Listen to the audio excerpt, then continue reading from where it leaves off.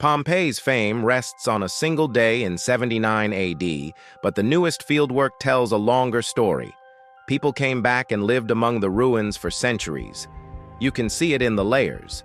Beneath is the catastrophe: collapsed roofs, pumice-choked streets, walls spattered with ash. Above that are surfaces that don't belong to 79 AD at all. Thin, compacted floors laid right over rubble, hearths cut into the ash drains, hacked to move rainwater off roofless rooms, and post holes punched through pumice to stake light fences or goat pens.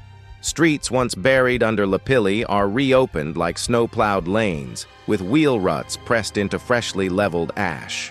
Door thresholds get rebuilt at a higher step, and new bar holes are chiseled into surviving jambs, turning elegant entries into controllable choke points.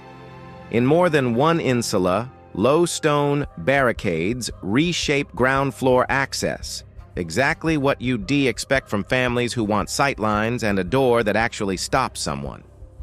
The finds aren't fine art, they're domestic. Courseware mended and reused, amphora fragments cut into scoops, small dumps of kitchen refuse on reoccupation floors. Stratigraphy does the heavy lifting here. When a later surface lies physically above the eruption debris, and a coin falls from that layer with an emperor's face minted decades after 79, the timeline is locked. Similar checks come from ceramic styles, radiocarbon on charcoal from post-eruption hearths, and mortar sequences that show repair after collapse. When these independent clocks agree across multiple blocks, you're not looking at one-off camping. You're looking at settlement. Recent excavations add sharper context. In one corridor-like space, archaeology records a modest furnished area interpreted as a waiting room. A cleaned surface, a bench lamp, soot on the wall, functional features for people who need to assemble shelter from grit-laden wind or queue for water when flow is intermittent. Nearby, a doorway rebuilt with a waist-high wall and a new locking bar reads as defensive planning at household scale. Elsewhere, you find tidy stacks of salvage tile and cut stone staged under surviving porticos, steps of public buildings repurposed as working platforms. Baths, if water still reached them, acting less like leisure suites and more like distribution nodes. Rooms become workshops. Slag, miscast droplets, and hammer scale mix with ash. A portable anvil leaves its signature divots. Animal traces are surprisingly eloquent: goat pellets in corners, light post and rail pens anchored into the ash, gnaw marks on dumped bone, showing that food production and waste management were rewired for an open-roof city. The site team's toolkit has expanded too. High-resolution laser scanning and photogrammetry record the micro-topography of trampled ash and late floors, so you can map the exact line where a swept path hardened through repeated use.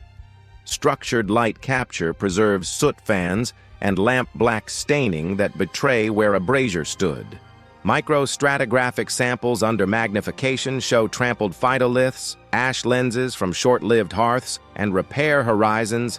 Tiny facts that add up to lived time. Why come back at all? Because land and property claims don't vanish with ash.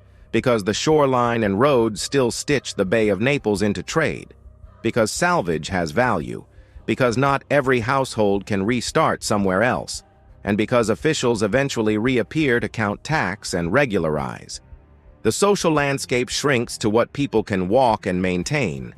Neighbors agree who sweeps which stretch, who minds children while others queue for water, who keeps the key to the salvage pile. Over years, improvisations harden into habit. Flimsy doors get real hinges. A rough floor is relaid and leveled. A temporary dump becomes a regular refuse zone at the edge of a block. The reoccupied city doesn't look like frescoes and mosaics. It looks like routine. Jars grouped near drains because pressure is unreliable, cooking shifted to safer corners because sparks jump to old timbers, thresholds rebuilt because security is a daily task. And the chronology stretches. Coins, ceramic typology, and radiocarbon dates cluster well after the 1st century.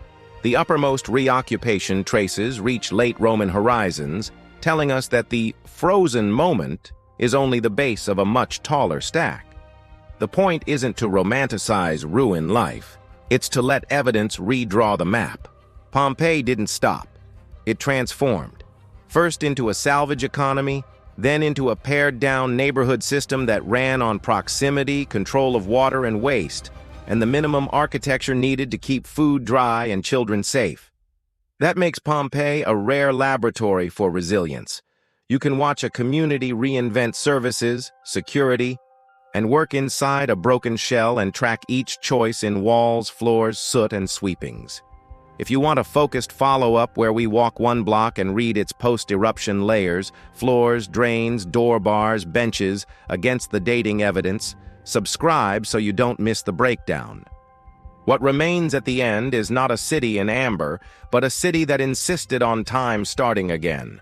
A bench added where sunlight falls, a bar hole cut by a careful hand, a compacted path that says feet returned day after day until the extraordinary became ordinary life after the eruption.